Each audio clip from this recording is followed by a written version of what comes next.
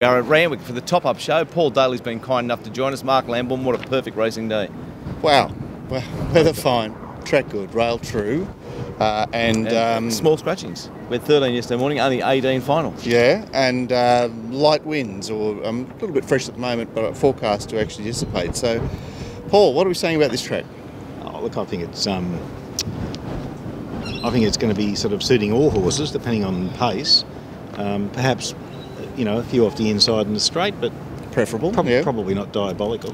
Yeah, well, we've got Glenn's late thoughts, we've got Paul's thoughts, and obviously some interesting market movements on the program today. Yes. Race 1, the favourite seems to be well in commission, 5 to 4 into a shade of odds on, and churning the only other runner wanted on the map a bit, actually. Well, I suppose it's the other horse with the last start city form. There's a lot of provincial form here, Glenn. Yeah. And look, finishing the tapes last night, I'm still very keen on number 1. I think it'll get the job done. I do think the danger is number 11. I am one from 11 lane. Paul? Oh, look, I've got to be with the 1, but gee, it's Sherwood. I couldn't back it at that. Right, and there's is it a no bet race? Is that how you? Well, yeah, at current prices, yeah, no bet. Race 2, the 1400 metre highway, and some serious moves here. I think Glenn and you and Gord forecast Lost Command running near favourite. It's 7.50 into 5. Butchoy, the 3-year-old, is $10 into 5.5, and Sure Shot Shezza is 30s into 19. So some movers and shakers here. Cliff out the gate, and not surprised at the support for 1, Mark. You say it was $8 yesterday on the previous show when we were doing it. You know, it's got a city run there last start, like a sensational lead up to this. I think a good run, and but I think $4.80 is now its mark. Any insight, Paul, into the firm for the the 3-year-old, the Butchoy? Look, I've got it around about the market. I've got it around about the 11 to 2 mark. It's lightly raced and it's got some sort of chance in the race, but is there a play here for you? Probably not. At current prices, absolutely not. I mean, Gatan is a chance. Lost Command, they've backed it already, and it may get back out again, and it's got genuine city form, and I believe that check did cost it the race the other day. So I think the margin cost was greater than the beaten margin. So I think that was a genuine upheld, despite some people may disagree. But look, Prince of Thebes, it's got a rough chance. There's so many chances in this race. Even race. I couldn't take the current prices. I got to pot the one they've backed. I can't imagine Butchoy, guys. It looks like 14s to 25's chance. I mean, we're talking mudgy. That's just fucking Ansville, isn't it? Indeed. Then we come to lunch. Yeah. Although our good man Kieran from OS, he's potting the favourite, $1.70. Did trade at $1.80. What do you mean, go have some lunch? The 4-horse. Okay. So you're saying go have some lunch. Forget about it. I don't know. Is the favourite tradable here? I could take 5 to 4, but I couldn't really bet. Paul? Look, I've marked it 4 to 5. I backed it the other day and had a good result, but the sectionals were a big help the other day. It came into better ground. You know, I think the current price is silly, and you can't bet in this race as it stands right now. The mile race, Gresham is firm. It's 3.50 into 3.10. We've also seen, La Chicabella and Goulwar. Goulwar is probably the best firmer, $5 into 4.20, which means that the others are on the blow. Is there only 3 chances, Glenn? Is there only 1 chance? Is there any chance? Look, I think Gord nailed it yesterday, because he basically said that Gresham was his Monty the other day, or his Minty, whatever we say when we're laughing at him.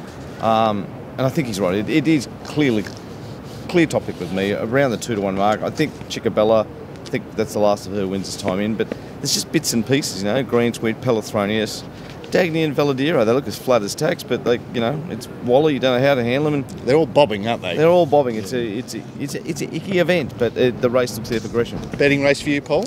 Not currently at the prices. I've got Gresham and La Chicabella. I think one of those two are probably 4 to 5 to win this race. Galwar, I think it should be longer than its current price, but it's racing consistently, and it's definitely some chance. But look, I'd probably like to back Gresham, but at longer prices. All right, you're just warming up the ladder in the card. I can see race 5, first leg of the quaddie. Sorry, not the first leg of the quaddie. What am I saying? I'm getting ahead of myself there. Glenn, both you and Gord very bullish about Bella's success, and she's one of 3 firmers in the race. She's 11 to 2 into 4s. That is $6.50 into $5 in the new. Bombarding is $8.50 into $5.50 with Huey booked and the low draw. And You Make Me Smile, which is also that form line, is 26 into 15. We did think the 26 was ridiculous yesterday. You Make Me Smile, and I'm not surprised. I'm not surprised to see even short of 15. Bits and pieces in the race.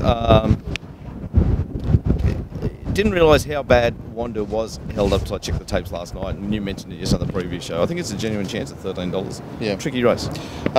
Paul, with the form line or or against the form line? This is, I'm going Bombarding on top narrowly. It raced into the win the other day, which didn't suit. Yeah, the horse is going well. I'm not too concerned about it back on the dry surface. I think, if anything, it may actually be a little better suited, despite the fact that it's got wet form. Oria, I think, also wasn't suited the other day, and I think back to 1200 helps its chances.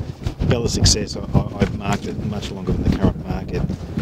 Because it was flattered the other day, or what are you saying? It wasn't the best going for mine, and just the way in which it maps here is going to be, I think, well back.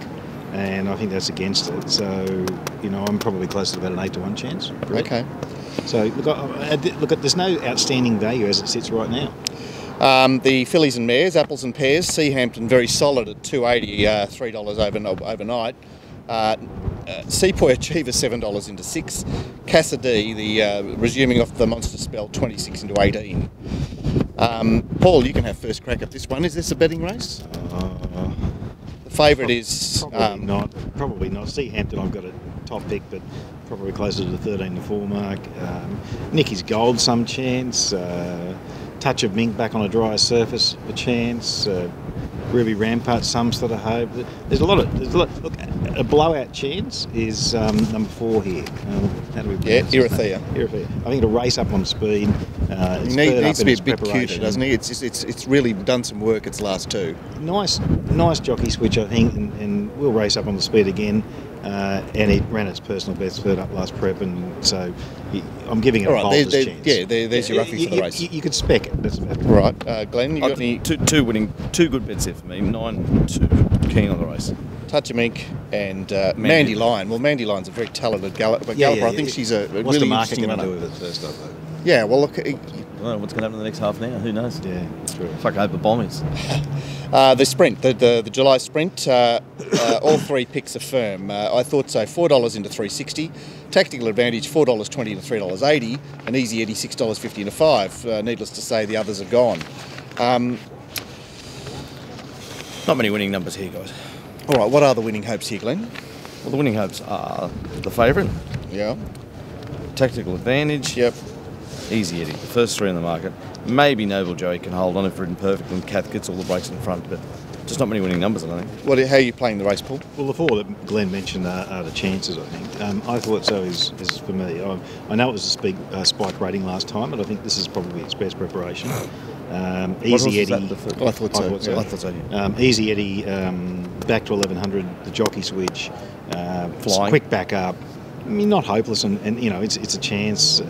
Tactical Advantage obviously owns a rating that would win this if it runs to its best. And I'm key runner, mounting yard mile for everybody there. It could easily blow me out here, but it's the one I'd have to oppose most strongly on the day at current prices, and it's purely a price thing. So I'd like to see how I thought so get out a bit though. All right, so you're looking to back it, but a little longer. The penultimate, Bandapur, as solid as a rock, is now into 230 with the scratching of single bullet. Want to get a what? Some interest, 13 into 10, and 3 sheets. One of the specs of the day, $21 into 9. Wow, I mentioned it yesterday on the show, and I was pretty keen at the 21, so I wouldn't be that interested in the 9s. I'm warming a bit more to the favourite. I was a bit poo-poo on it yesterday, but the more I thought about it, I think it gets the job done here. It's a pretty thin race. It's a very thin race, isn't it? Paul, have you got an angle here? Yeah, well, actually, I'm wrong about the last one. This is the favourite I would oppose most on price. I've got it favourite, the closest to 11-4. And I've marked it exactly 11-4.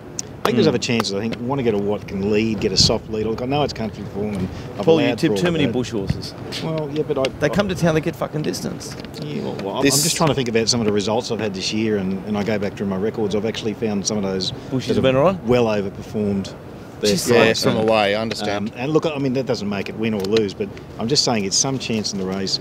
Jungle Eyes, is it Jungle Eyes? Yeah. Yeah, look, I'd be interested to see what Glenn thinks of it first up. Nick on the run, definitely some sort of chance. Amazing to think we come to Saturday and like Graham Hughes wants to tip me Nick on the run, and Gord wants to tick Nick on the run. I'm not saying it hasn't got a hope, but isn't that amazing? Oh, it's a beautiful thing. Well, it just goes to show you that there's more chance. It doesn't make the favourite 10 to 9, does it? No. No, the favourite. Let's get to the last before we bore everyone to death. Yeah.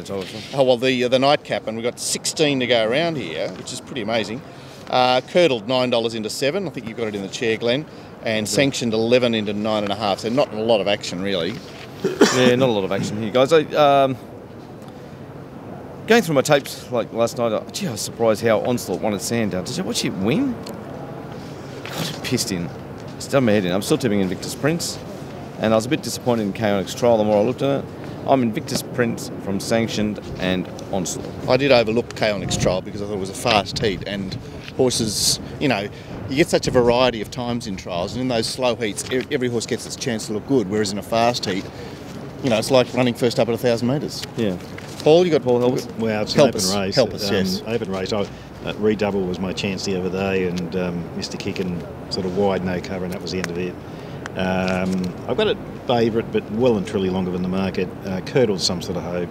Mapmaker, rough chance. Onslaught wasn't a better going, but stylish win last time. Invictus Prince, I think, is the best horse in the race going forward, but I don't think it's the grand final time yet for it. Mr. Ticket's a rough chance. Sanctioned, So Spirited, rough chances. Yeah, it's a deep race, isn't it? This is a deep race, and I think it'll depend on prices late in the day. I backed So Spirited last week, and you won't be letting it go in at 25 to 1 without throwing something on the other day. It's on the quick backup, and it had things against it last week. It had a few things against it, and all I'm saying is that if it's 25 to 1, I'd have to throw something. Of course you would, yeah. It's a bet.